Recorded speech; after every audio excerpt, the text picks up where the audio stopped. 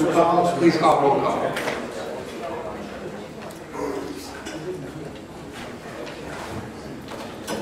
Mr. Biondo. Present. Mr. Booker. Here. Mr. Boomer. Here. Mrs. Crosby. Here. Mr. Fellers. Here. Mr. Felucia. Here. Mr. Girl. Mrs. Goro. Here. Mr. Hoffman. Present. Mr. Jury. Present. Mr. Kelly. Here. Mr. McDonald. Present. Mr. Nicolosi. Here. Mrs. Red. Present. Mr. Salgado. Present. Mr. Schultz. Here. Mr. Tassoni. Present. Mr. Webster. Here. Mr. Westcott. Present. Mr. Wilson. Present. 19 present, 1 absent. The invocation will be read by Dave Felucia. Lord, thank you for this day. We ask you watch over us and all Winnebago County employees and their families. Please remember all the military, EMS people that work hard in this country. And give the board the wisdom to do the best in making decisions which will affect this whole county. Amen. I pledge allegiance to the flag of the United States of America and to the republic for which it stands, one nation, under God, indivisible, with liberty and justice for all.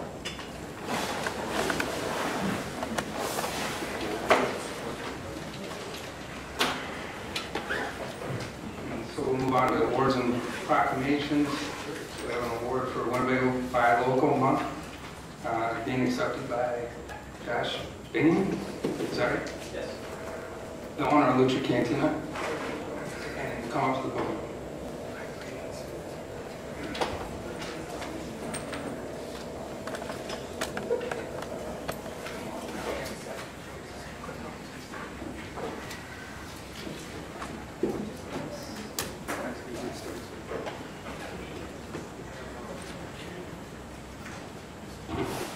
Proclamation in recognition of Winnebago County Buy Local Month.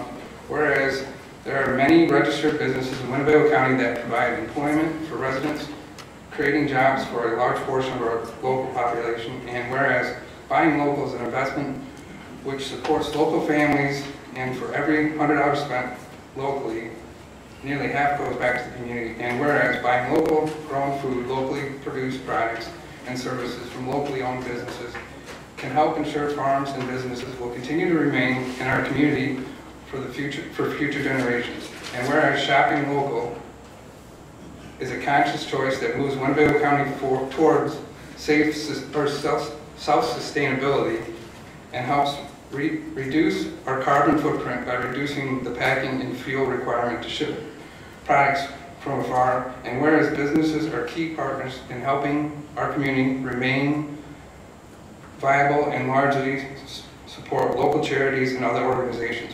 Whereas therefore it be resolved, I, Dave Boomer, acting chairman of Winnebago County, do hereby proclaim August 2018 be Winnebago County Buy Local Month.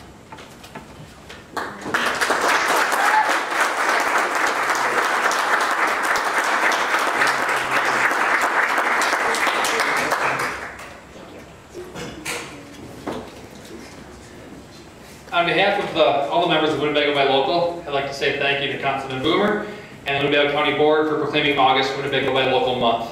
Our organization, Winnebago Buy Local, has been around for 8 years and has around 260 locally owned businesses as members. We are a non-profit grassroots organization for small locally owned businesses which works to help them network together, share resources, and encourage the communities in which they do business. Our mission is to teach the great people of Winnebago County the benefits of buying local and really make them aware of how important supporting local businesses really can be. When a few other local businesses started the effort to create this grassroots organization in 2010, I'm sure they never could have imagined how it would grow and flourish. The recognition we've received tonight is so much to push us in the right direction. We are grateful for this recognition and support of our local governments. By proclaiming August as Buy Local Month, we hope it will help spread the word and encourage the public to shop and dine locally, which in turn helps us build our local and regional economy and make this a great place for all of us to live, work, and play. Thank you so much.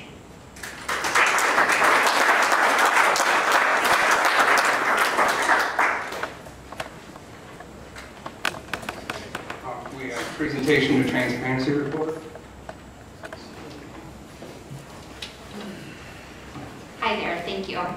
Last meeting, you received a preview of a transparency report, and this meeting, you are receiving a whole handful of them.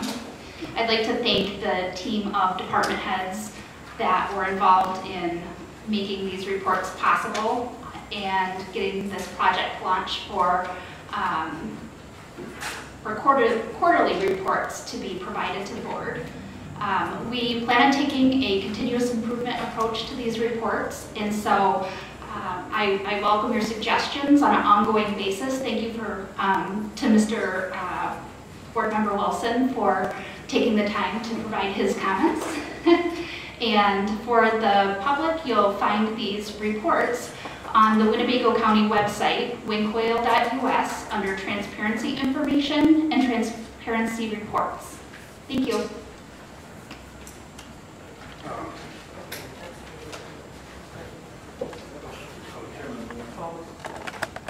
Mr. Sodan.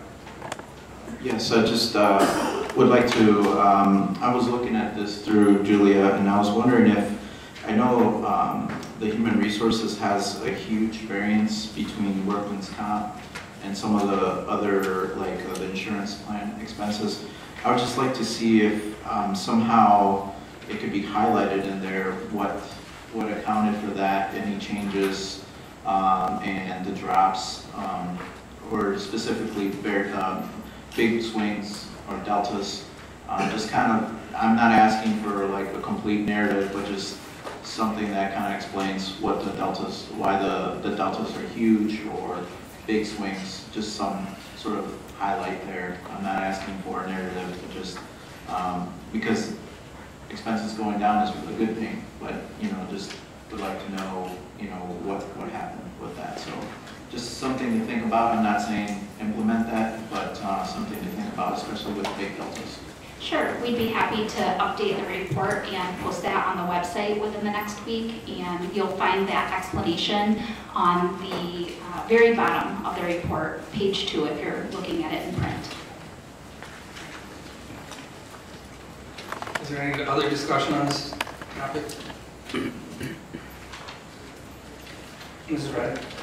Thank you, Chairman Boomer. I'm not sure if this is the right place, but is there some place in this report where we can include diversity?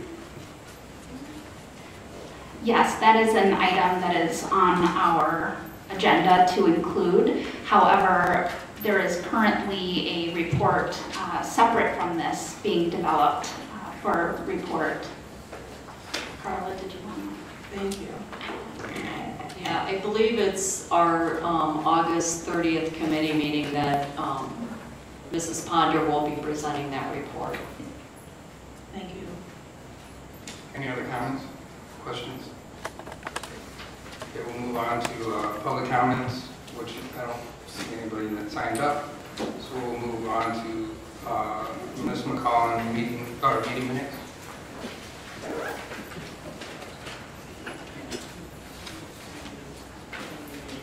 To ask to approve the meeting minutes. And lay over the next one. Yeah, approved, okay, you're right. Approved July 12th, 2008 minutes. Second. First by Mr. Jury, second by Mr. Tissoni. And then lay over July 26th, 2018 minutes. First by Hoffman, second by Fiducia.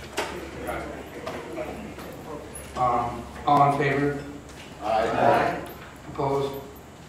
Passed. Okay, announcements and communications, clerk McCall.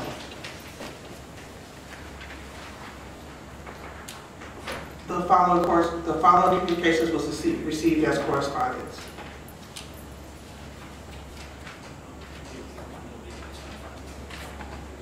And will be placed on file.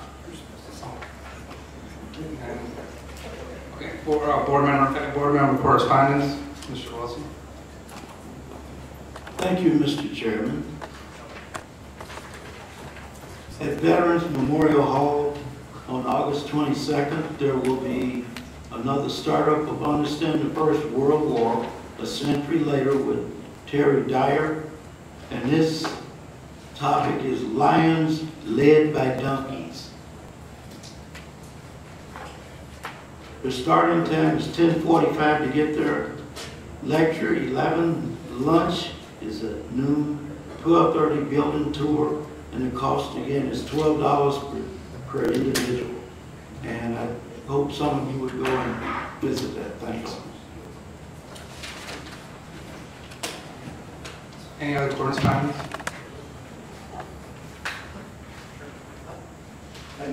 Oh, go ahead, Mr. Wilson.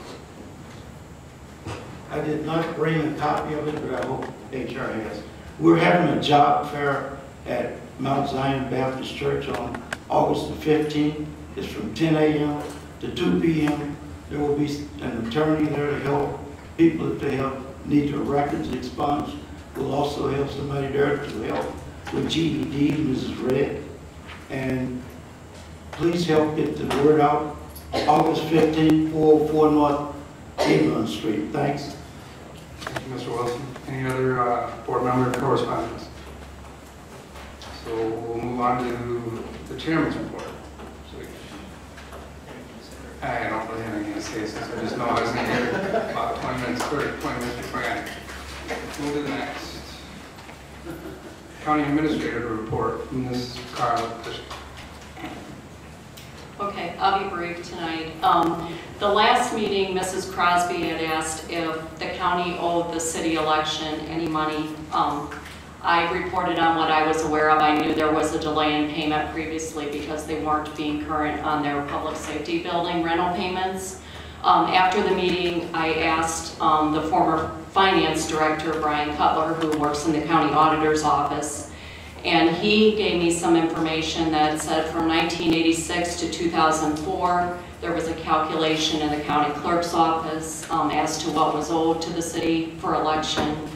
So there was an underpayment at that time. I just wanted to clear that up in case some of you were aware of that. I did inquire to correct that. We will have a budget meeting Tuesday night. We'll go over the state's attorney and the treasurer's budgets. I'll bring you an updated projection with the 3 tax levy options at that time. Our Animal Services Administrator has started to work part-time with us, so we're paying him on an hourly basis. We have some projects we need to get going on before he starts full-time on August 20th.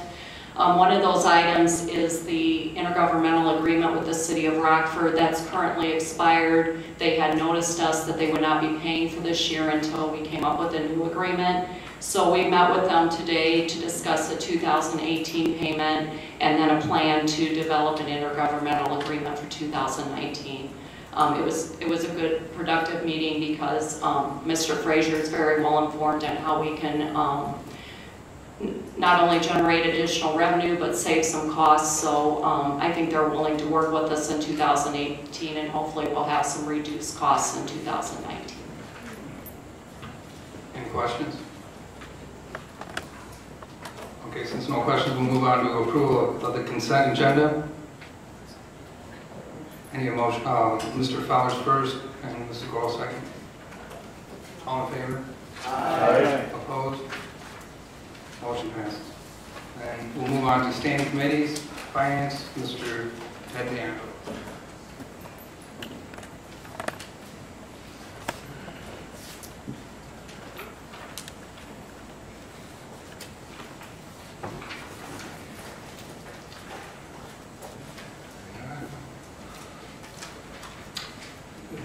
This is the Finance Committee report. The first item was to be a resolution encouraging the sheriff to comply with the audits that we had, internal and external, and it's actually being resolved.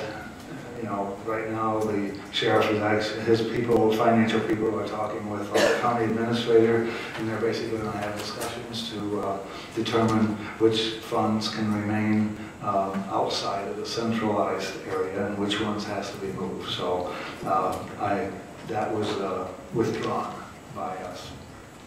The next item was ordinance amending sections of Chapter 2 of the County Code of Ordinances, the change in 911 department reporting structure, and that is for the first reading. And, that concludes our report. Thank you, Mr. Brown. We'll move on to zoning with Mr. Webster.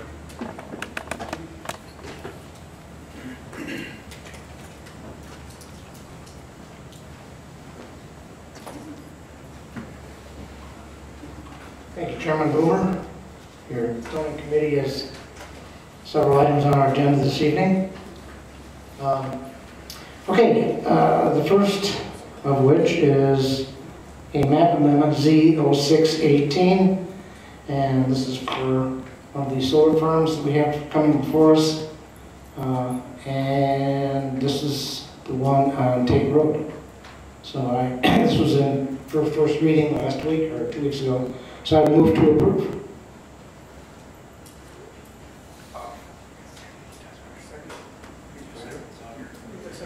Second, Mr. Fowler. Any discussion? Mr. Kelly.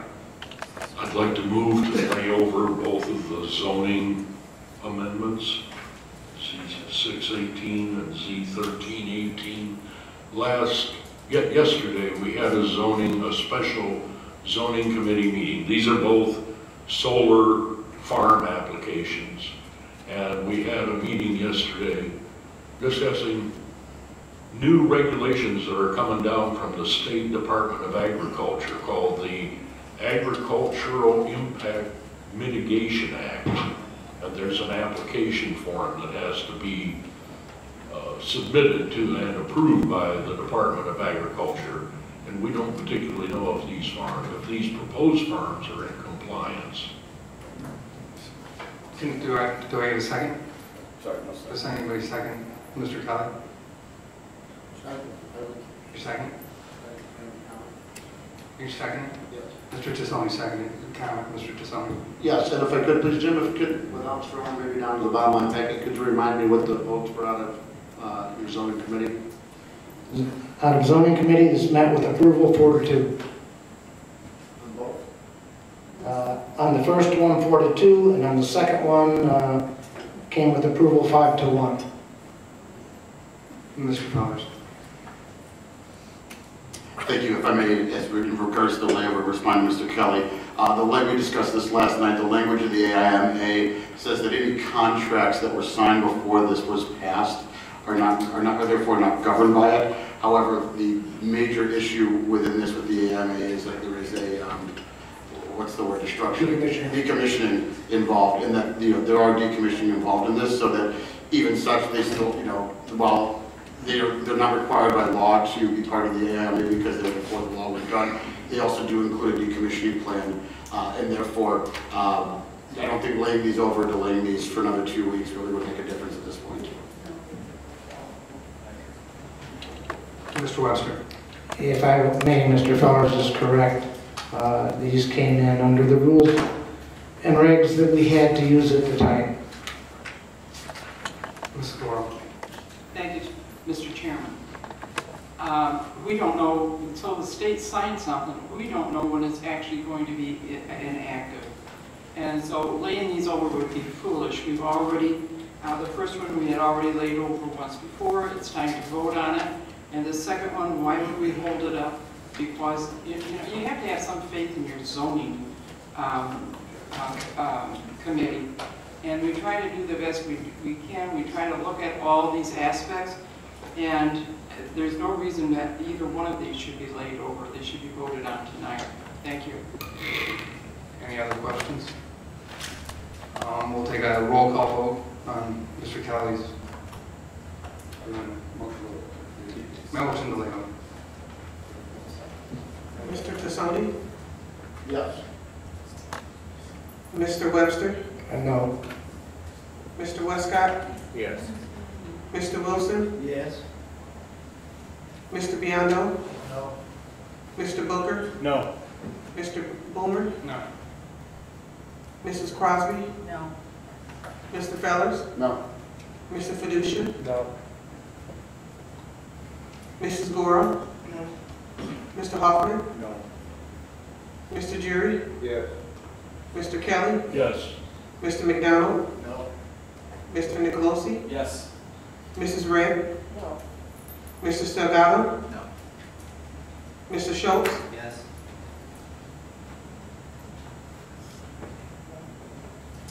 Seven yes. 12 no. One absent. Yeah, be 12, no.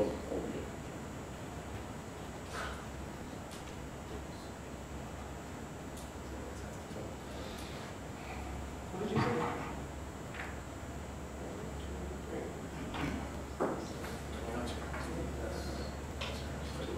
12 no. Motion passed.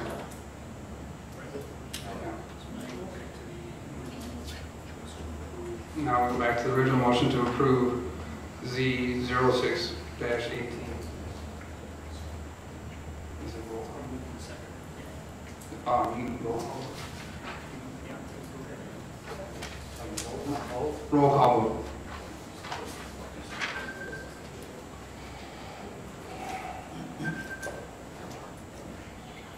Mr. Webster? No. Mr. Westcott? Yes.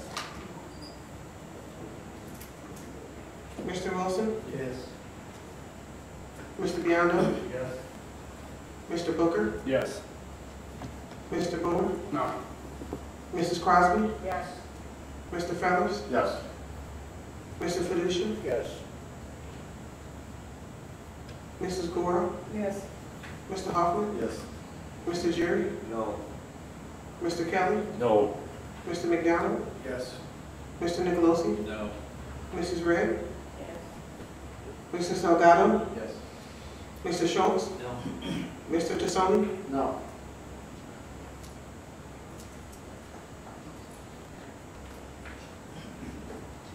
Well, yes, 7 no, 1 absent.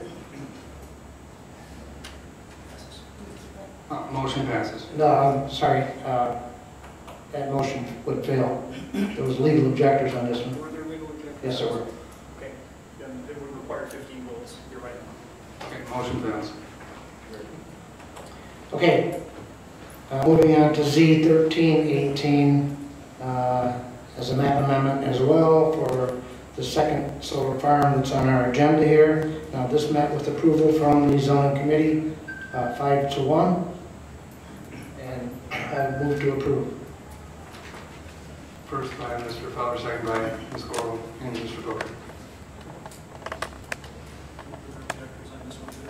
No, there were no legal objectors on this one. So this will just require a simple majority. Okay, just a simple majority. Any questions? It's a map amendment. Pardon? It's a map amendment. Map amendment.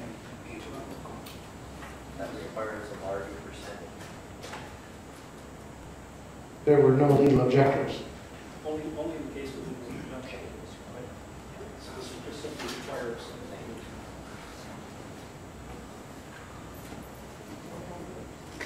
Roll call vote. Mr. Westcott? Yes. Mr. Wilson? Yes. Mr. Biondo? Yes.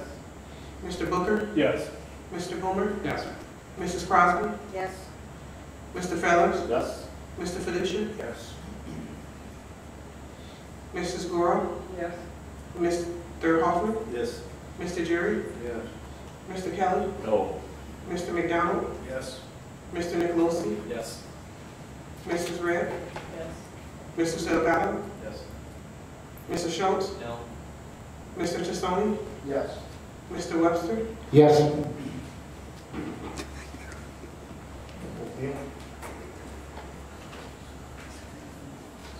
17 yes, 2 no, 1 absent. Motion passes. Okay, item number 3, we have a resolution. I think this may be a little easier. This is a resolution to waive the zoning and building fees associated with construction of a ramp to access a residence. And I would move to approve this. First by Mr. Fowler, seconded by Name, Mr. Goro, Mr. Salgado, Mr. Kelly, Mr. Westcott. Just do it. All in favor? Aye. Opposed?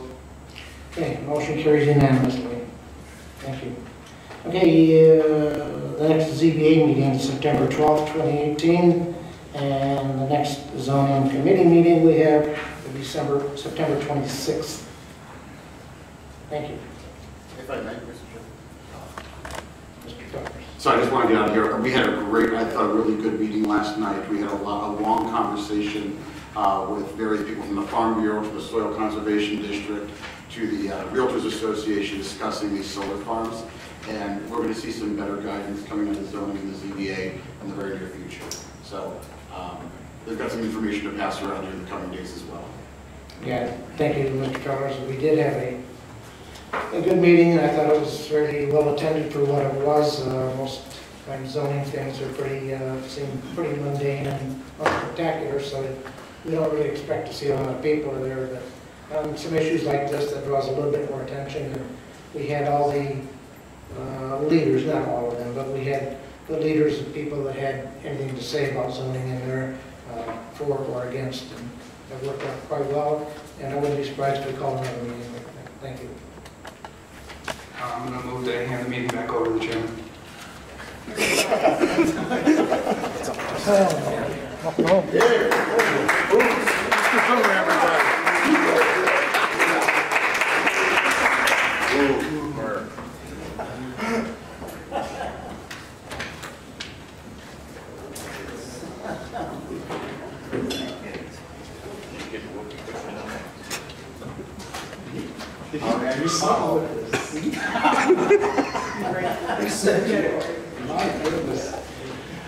I apologize, I'm late. I'm coming from University of Illinois, and I'll comment on that when we get to some new business. But since we're into committees right now, we'll just go to our next committee.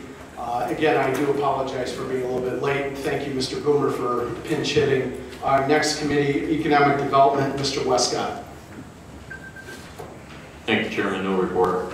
Thank you, sir. Next item of business, Operations and Administrative Committee, Mr. Jury.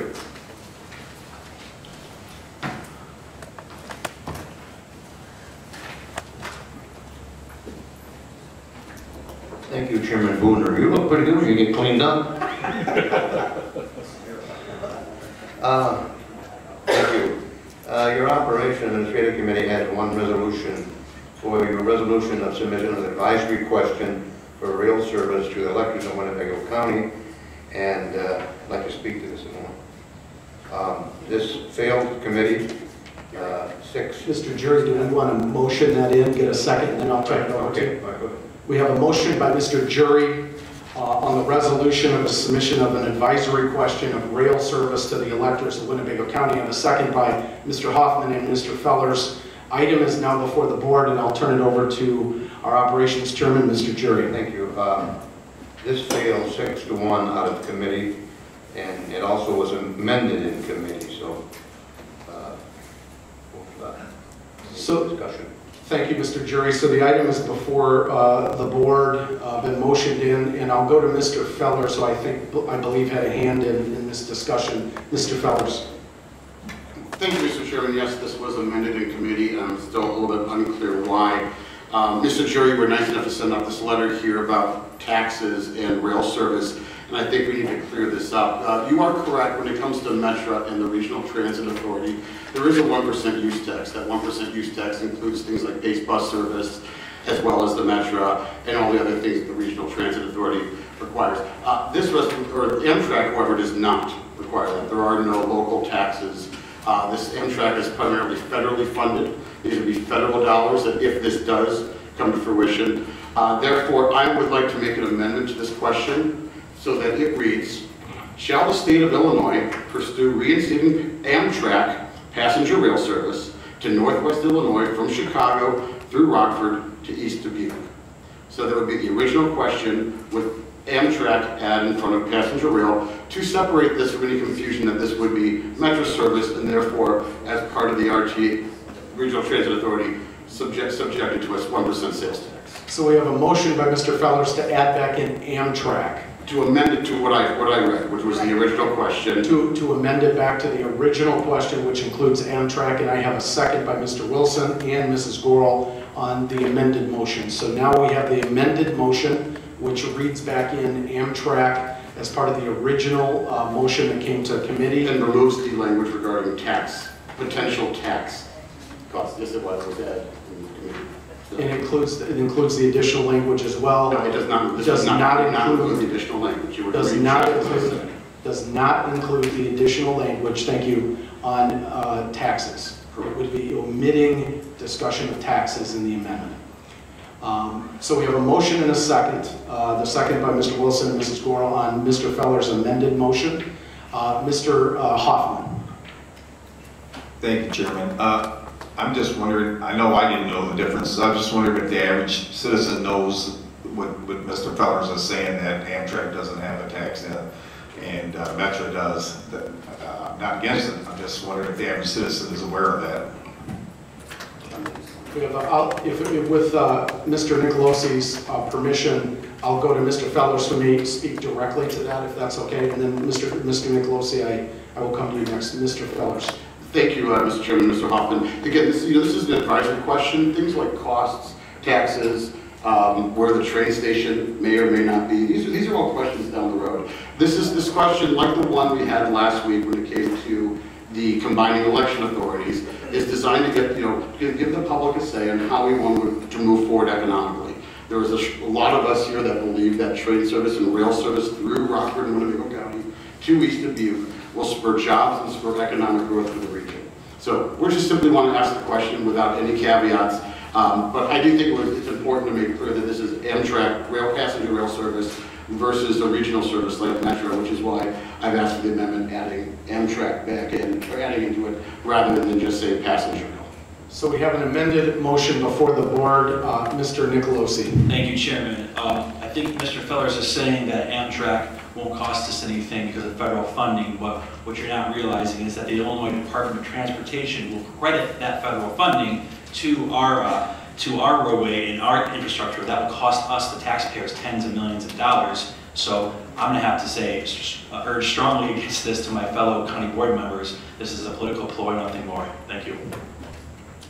Thank you, Mr. Nicolosi. Mr. Wilson. Thank you, Mr. Chairman.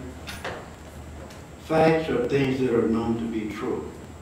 And I read this, I see that it would cost $18 to ride Van Gelder from Rockford to O'Hare. That is not correct. It costs $22 one way per person. The reason I know this is because I was flying last week and I got back Monday. And used Van Gelder. Thank you, Mr. Wilson. Any other questions? What we have before the board is an amended motion, which we'll be voting on. An amended motion. A motion to amend, yes, I understand, thank you. And that is before the board right now. Any other questions on our motion to amend? Mrs. Gorel. I just want to make a comment on this before we amend it. First of all, I believe we were a 5-2 vote because both Gene Crosby and myself voted no on this. And when you said it was 6-1 and it wasn't. So you might want to correct that. Second of all, I spend a lot of money when I have to go to McHenry County to pick up my grandson when he gets off the train there from downtown Chicago.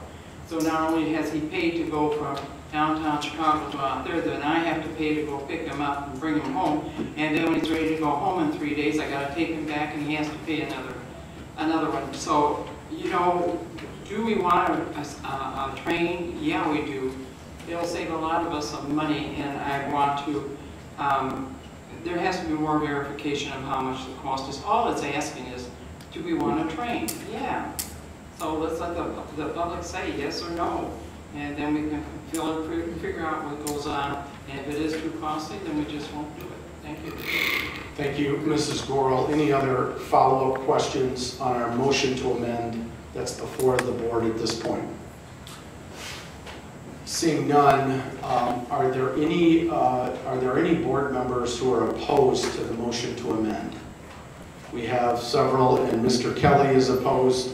Any others? Hands up. Mr. McDonald, Mr. Biondo, and Mr. Nicolosi. So those gentlemen have voted no to the motion to amend, and then we will cast a yes vote for all other members present. So the motion passes to amend the motion in favor of Mr. Feller's recommendation.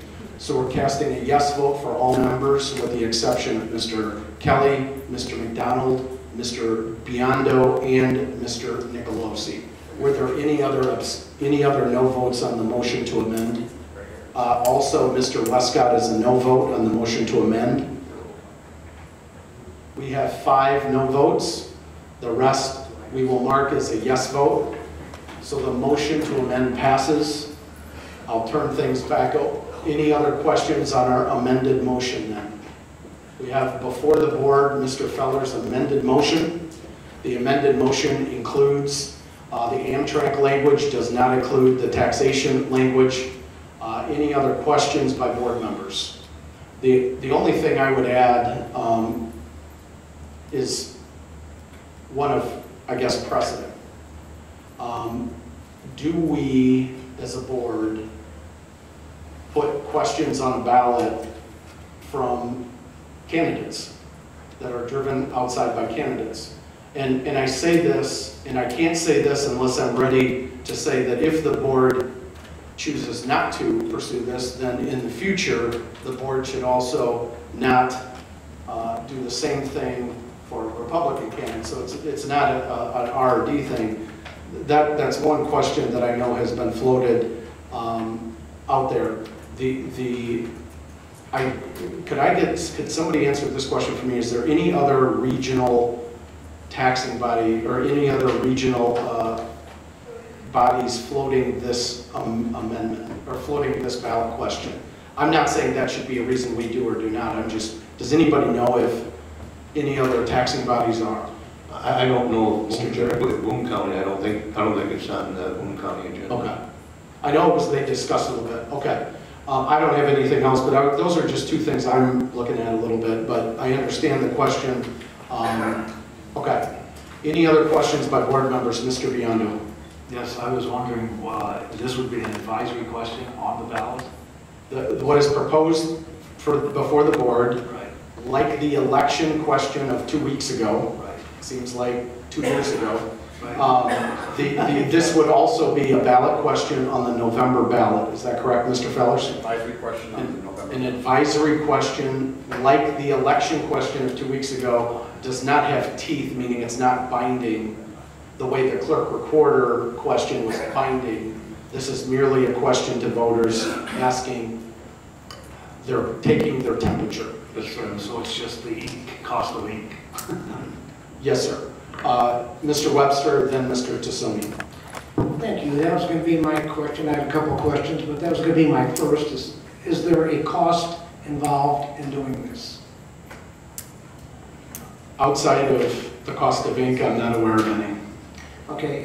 Secondly, I just want to say I think that honestly, this is probably an exercise in futility because for, I don't know, 100 years now, we've been talking about getting the railroad to run across northern Illinois again, and it's never happened. I don't think it's ever going to happen with the state of the economy in not just Illinois, but nationwide, really. We are not flush with cash to do these sorts of things. Every one of them is, in recent times, have cost taxpayers millions, perhaps billions in that of dollars. But having said that, it's so harmless. It costs nothing, really. I don't see a reason not to allow it. Thank you, Mr. Webster. Mr. Tassoni. Thank you, Mr. Chairman. Just reflecting on your comment about what you said, maybe we shouldn't be doing it because it's a candidate. What's that got to do with Joe Blow citizen? I just don't understand that rationality. You're asking me the question. My question, I guess, back would be, we are going down a road where candidates are creating, are engaging in the ballot process, which they have every right to do, but before action is taken by a board, understand that if this particular question goes on the ballot from a candidate, this will not be the last time that we see candidates in a race make that type of request. It's a question of policy. It's not a legal question or a legal assertion or anything like that. It's a question of be ready for more like this if we go down the road on it this time. I'm not saying we should or shouldn't. That was just my thing, because I've heard this raised in other venues. The follow-up, since you asked, is this is a little bit of the problem I had with the election question, the way it was originally asked 2 weeks ago before we changed the language, is when we had in the election question to save taxpayers money. Asking an advisory question, asking taxpayers if you want them to save money. Talking about asking taxpayers something they may want without the discussion of how to pay for it loses the context that President Trump just talked about an infrastructure push. After the governor's race, there's going to be a big push for a capital bill that would flow from that. There's going to be tremendous pressure on this region to speak with one voice about infrastructure and capital, and all I'm saying as an elected official, which we all are, is it's an interesting time for this discussion in is this truly our regional priority, and is it truly realistic, and are we prepared for more questions along these lines? Mr. Tassoni. Thank you, Chairman. Just as a follow-up to that, we did put the question advisory on the ballot with we should consolidate, and not that was brought up by a viable candidate, but was brought up by an elected official. And this conversation wasn't brought up at that time. Yes, sir. Very good point. Thank you. Any other hands up? We'll just do one at a time. So Mr. Schultz has the floor on the first round, then I'll go back to Mr. Webster. Mr. Schultz. Thank you, Mr. Chairman. When I hear the comments about if we spend the money on rail, it's allocated that way, then it will impact us negatively on other resources that would come to our region for roads and other infrastructure projects. You know, that's a great concern to me. And even though this appears to be innocuous in terms of the language, it's kind of like, would you like, you know, kids, would you like to go to Vancouver this year? I mean, it's sort of a, well, yeah, that sounds kind of good. I am concerned about the potential prioritization that policymakers would use the answer to this question to then leverage dollars and say, well, our public wants it, they are for it, we ought to allocate, even if it's some ludicrous sum of money, you know, we now have a leg to stand on to argue for that. I'm concerned about that as well. But I want to ask Mr. Vanderwerth, is it true, Joe, that there's a potential if this passed and resources were put to this, that we would then be shorted in other areas? Mr. Vanderwerth.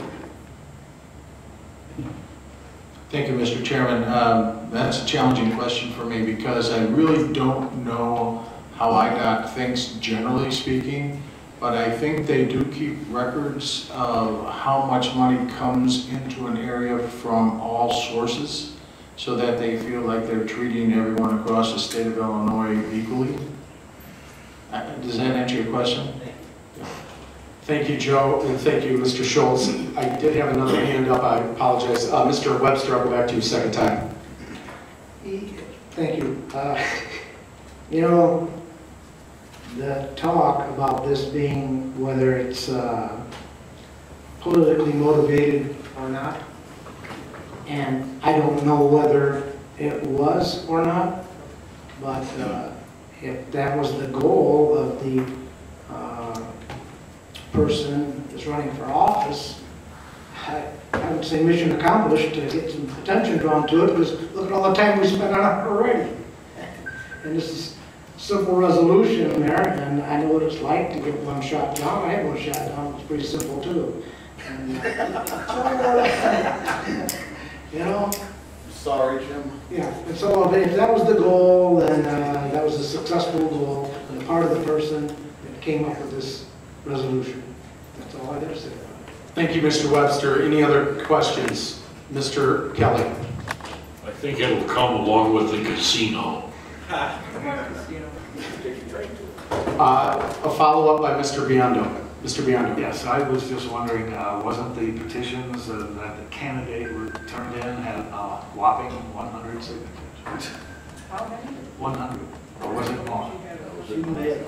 One at a time, please. And specifically, this is being brought in a completely separate issue, just so there's no confusion. This is the last time for a county board to put this on the ballot through the power vested in the county board. That is separate from petitions. This is the last time in this cycle, is my understanding. I apologize. Any other questions on this? Yes, sir, Mr. Salgado. I hate to do this, but I'm going to say it. You know, whether it was politically or not, Ribbon, I mean, same thing with the solar farms. You know, we have the Farm Bureau that comes out, gives their opinion, wants to push through things. At the end of the day, I believe it comes through Mr. Gary Jury's Operations Committee. That is brought forward. Whoever brings it, it gets voted up, gets voted down, and then it comes to the county board, gets voted up, gets voted down. We did this with the casino, Mr. Kelly's correct. We did it with the casino because there was a short time before we could act on it. Was that politically, was that funding, whatever it is, there was a rationale for the decision. So I do kind of take offense to that when someone is trying to propose something, whether it's their opinion, whether it's a citizen or whoever wants to make an attempt to change policy or incorporate something. We all have a voice. We can choose to go for it or deny it.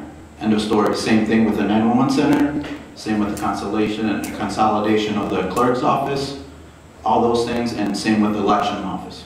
So I just don't like to, we can talk about it in committee, but at the time, we don't want to put that stipulation where no one can approach us the same way that we represent the county and the cities and the municipalities. So I just wanted to point that out. Thank you. Thank you, Mr. Salgado. Actually, I don't disagree with you. My point is simply this. If we go down the road of candidates submitting in this manner, it will not be the last one, so be prepared for more. Any other questions by board members? Seeing none, I will ask the clerk to call the roll.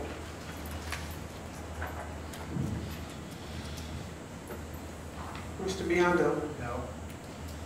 Mr. Booker? No. Mr. Boomer? No.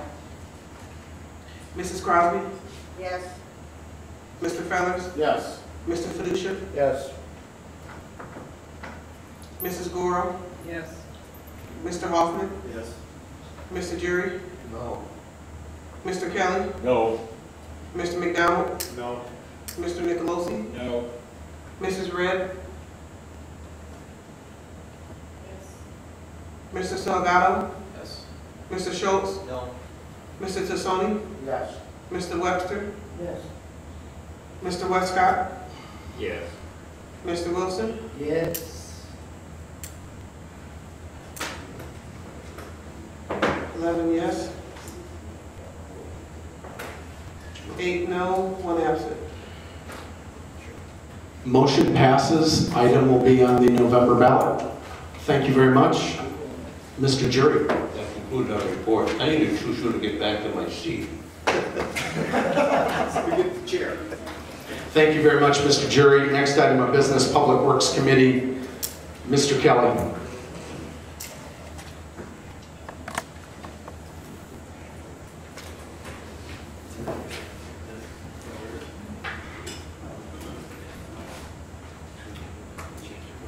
Public Works has one resolution authorizing an agreement for the acceptance of property transfer from the state of Illinois in the area of Riverside Boulevard and Alpine Road at Forest Hills Road. And I move its adoption.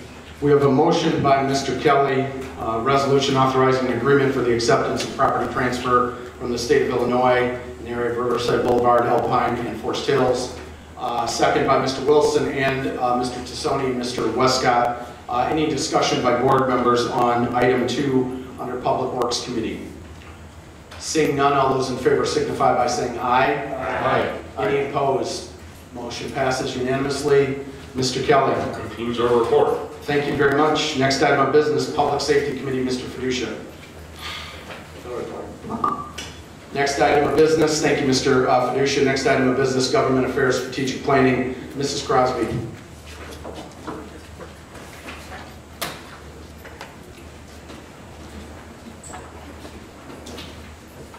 Government Affairs and Strategic Planning met earlier this week with our lobbyist. He's doing an excellent job. We've lobbied the General Assembly and the Governor's Office to reduce the amount of local government distributive fund diversion, 5% from the original 10%. 18, that cost us $1 million, and it will reduce it in 19 by $500,000. We drafted and introduced Senate Bill 3526, which deals with the precinct reform. We have drafted House Bills 5441, which deals with the assessment publication bill, and that has caused some controversy and there is some opposition. And we successfully opposed House Bill 4581, which would have resulted in an age change from 18 to 21 for delinquent minors, resulting in a substantial increase in the expenses of law enforcement.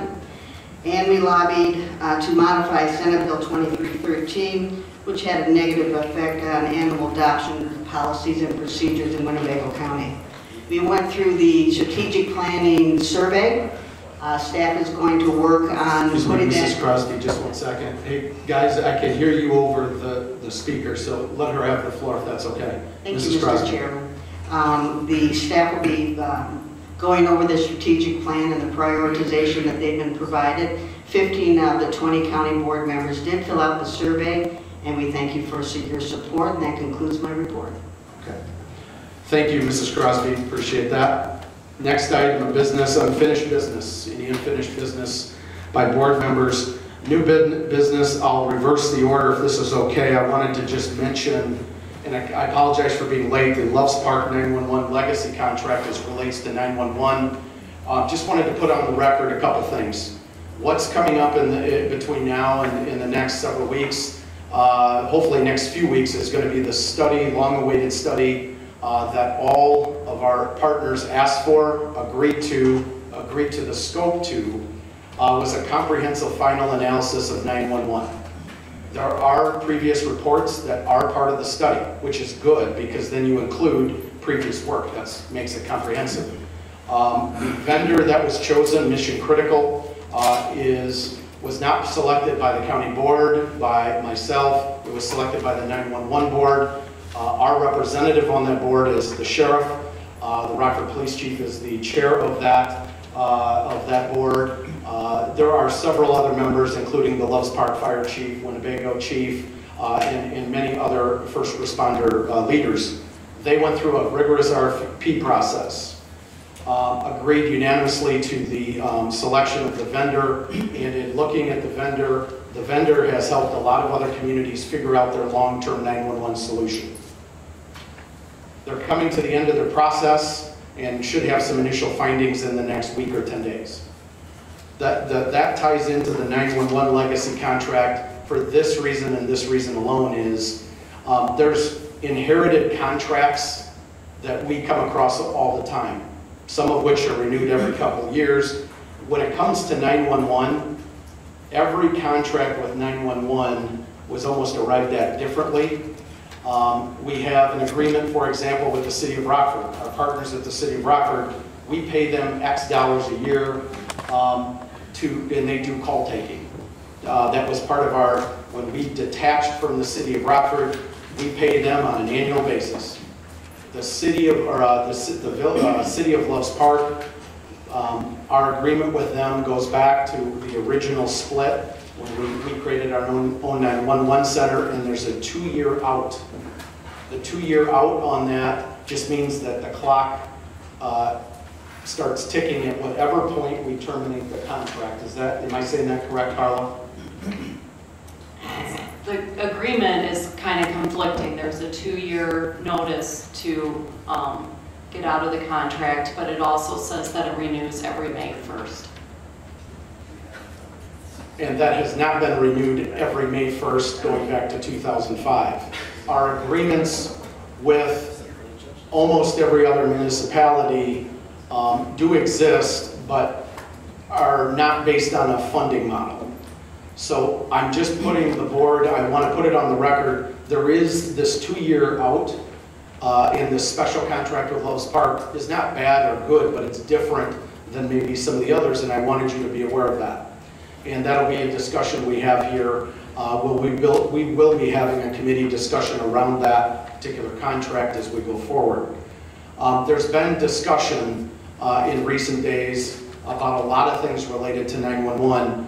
Specifically, let's just talk about the long term. This is the best opportunity we've had in a generation to get a sustainable funding model that's fair to all Winnebago County citizens. This is our best shot we're going to have to get this right. At the end of the day, not the chairman, not the sheriff, not any of the mayors will make the final call on the 911, what to do with the future, although it will include input from all of those important folks. The county board will make the final call on that. What we will have next week is an initial finding from Mission Critical, which will lead to some discussion, and at a point in the near future, maybe weeks, maybe a little more than that, I'll make a formal recommendation to the board. Then it becomes the board, just like we make a recommendation on the budget, then it becomes the board's budget to approve, reject, amend, that type of thing. At the end of the day, there's going to be a model suggested by Mission Critical. I don't know what that funding model is, but I've yet to have anybody disagree with me that the status quo is going to be what we need to do going forward, can afford to do, or is in the best interest and fairest to all citizens. One of the things that Mission Critical is also looking at is how do we most effectively deliver 911 service? And that's going to be part of their recommendations as well. I don't know what they will recommend in terms of whether or not they'll recommend consolidation, or they'll recommend staying separate, or they'll recommend some version of that. I don't know. Their recommendations I'll take very seriously, and will weigh very seriously in our administration's recommendation to you guys. You will have all the information that we have. One comment on the process to this point. It would be disingenuous, it would be inaccurate, and it would be a false assertion to say that anybody that has an opinion on 911 in this community, among our first responders or elected leadership at the mayor, chairman level, would not have an opportunity to engage with the vendor of choice that was selected by all of our members. That would not be an accurate statement to say that. On many times, many levels, I've personally asked, re-asked, anybody that has thoughts and ideas, independent research, outside opinion, other perspectives, shove it through the Mission Critical process. Do not sit outside of the process, wait for the process to get over, and then throw a dart at it and say you weren't included. That's not how we should be doing business as public entities. It's hard enough. This is the best opportunity we have to get 911 right. This is also probably one of the hardest change discussions to have because it touches so many different entities. It cuts across our geopolitical, all factors of our geopolitics in our region, and we have to be ready to just look at what the data tells us and what the experts are saying. And I'm looking forward to a very good evidence-based discussion on that. That's all we have at this point on the topic. One of the things we got to talk about is cost and see what the recommendations are. At the end of the day, the county board will have a couple of levers. Please seriously consider sticking with a fact, evidence-based model. Let's not recreate side deals that are inconsistent with a different set of side deals. I don't think that'll serve future boards very well. So I just wanted to put that on the record. There'll be more discussion on that as we go forward. The other thing are board appointments. We have 4 this evening. Cherry Valley Fire Protection District, reappointment. The 12 Mile Grove Cemetery, reappointment. Zoning Board of Appeals for Durand, the Durand Sanitary District as well, and I would just put those in for a first reading. I see a hand shoot up. Mr. Westcott. Yes, I'd like to make a motion to suspend the rules and move forward on all these. Okay, so we have a motion by Mr. Westcott to suspend the rules this evening on all 4 items. That would allow us to take action this evening. Mr. Hoffman on the second. Thank you both. Any discussion by board members on the 4 items? This is the motion to suspend the rules, not the motion to vote. Just the motion to suspend. All those in favor of suspending the rules signify by saying aye. Aye. Any opposed?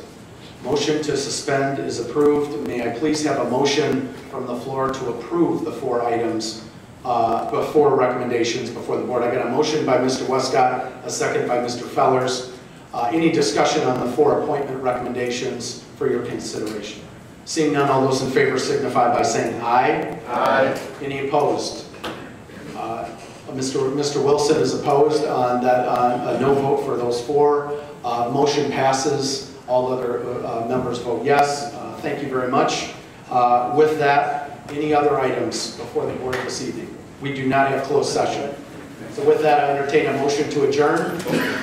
Mr. Boomer, second, Mr. Fellers, and Mr. Wilson. All those in favor signify by saying aye. Aye. Any opposed? Have a good evening. Sorry I was late.